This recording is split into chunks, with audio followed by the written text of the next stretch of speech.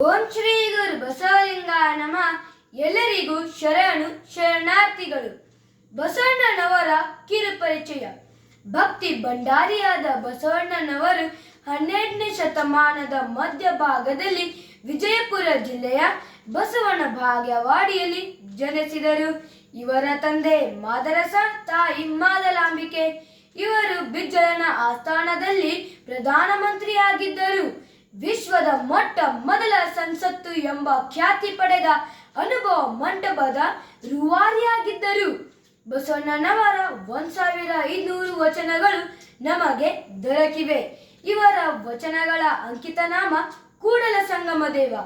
ಬಸವಣ್ಣನವರ ಒಂದು ವಚನ: ಎನ್ನ ಚಿತ್ತವು ಅತ್ತಿಯ ಹಣ್ಣು ನೊಡೆಯ, ವಿಚಾರಿಸಿದೊಡೆನು ಉರುಳಿಲ್ಲವಯ್ಯ. ಪ್ರಪಂಚದ ಡಂಬಿನಲ್ಲಿ ಎನಗೊಂದು ರೂಹು ಮಾಡಿ ನೀವಿರಿಸಿದಿರಿ ಕೂಡಲ ಸಂಗಮ ದೇವ.